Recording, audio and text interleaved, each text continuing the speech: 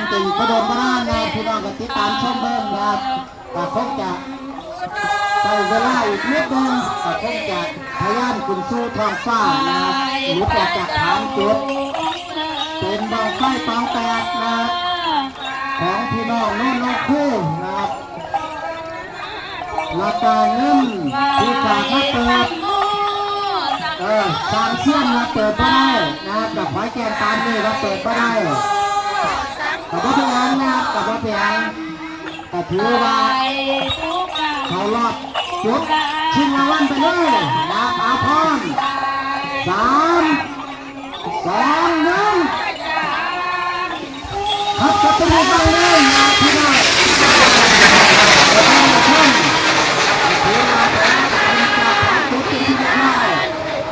เป็นของเสียงานหรือว่าลูกงานบ้านหัวหนองขายได้นู่นในคู่38นะครับกระถือว่าขึ้นดีลำตัวดีพี่น้องกระติดตามเบิ้งนะเป็นบอลไฟจากไทยเดียวกันนะครับถือว่าสร้างหวังว่าให้พี่น้องพลิกหลังจับท่านจะพ้นนะจะเป็นบอลไฟตายมีโดยมาสมทบรวมบุญสงฆ์ผู้น้องไงถือว่าเป็นประเพณีของพี่น้องชาวบ้านน้ำเพียรวมกับพี่น้องบ้านหัวหนองน้องฟองนุ่นเช่นะ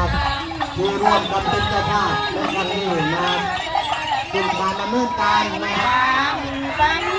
ทำบุญร่วมให้นะครับจะได้รับความร่วมมือจาก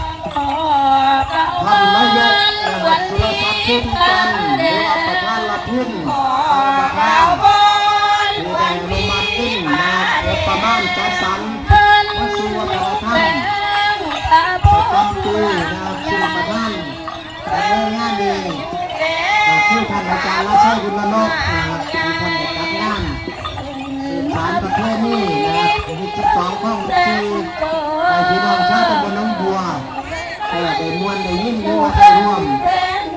เป็นบุญกันทุกครั้งนะครับที่นี่งานประเพณี12ข้อง14นะครับสำหรับ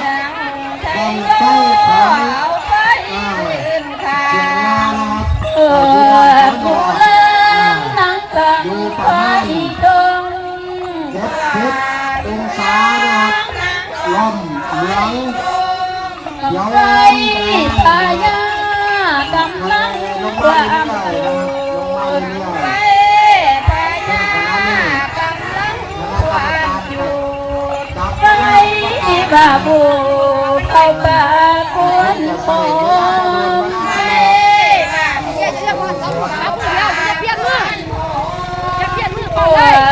ต้นบง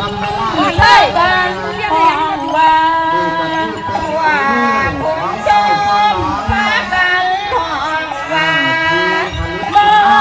สมตาบังไม่ใหญ่พายา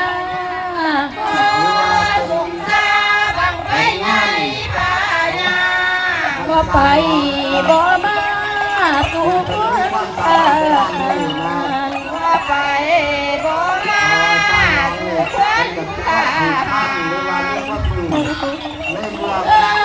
ไปแต่คนโง่ตะไลลุ่นไหนตะซางวางอันหาสร้างแทนตัดอะไรพวกคนโง่มาดังของว่าว่าคนโง่มาดังของว่าสมมาดังไม่ใช่พายาสมมาดังไม่ใช่พายาบ่ไปบ่มาพี่น้องเห็นมีทุกบ้านจะไม่ทานเป็นบังไฟตะไลที่พี่น้องนำมาทำการตกหอดฟ้าประเดเทียงเทียงตกหอดฟ้าประเดเทียงเทียงถึงคอลำเทียนเป็นควันอดหลอดถึงคอลำเทียนเห็นควันอดหลอดไหลมาหอดว่าเท่า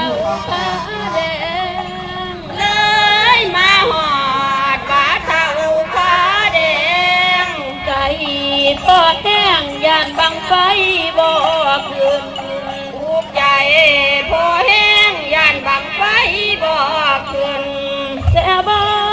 ได้ตื่นพูดขึ้นคือกันแต่บ่ได้ตื่นจุดขึ้นคือกันและก็สำคัญบังไฟขาดแต่ขอสำคัญบังไฟขาดอบหอดฟา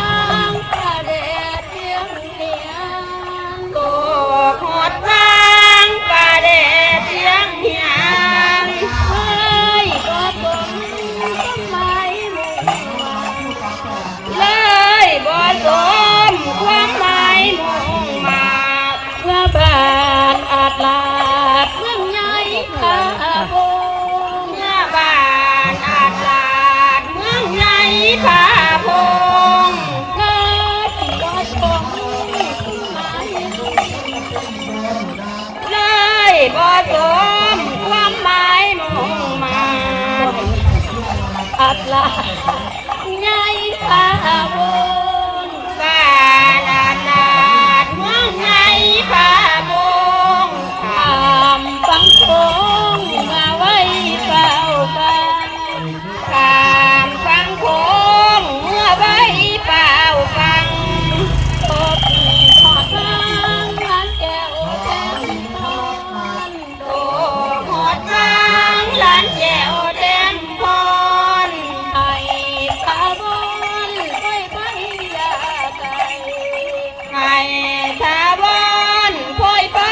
ยาไก่ให้เจ้าได้สมดังสมหมายให้เจ้าได้สมดังสมหมายเจ้าขายเงินทองไหลหลังเจ้าข้า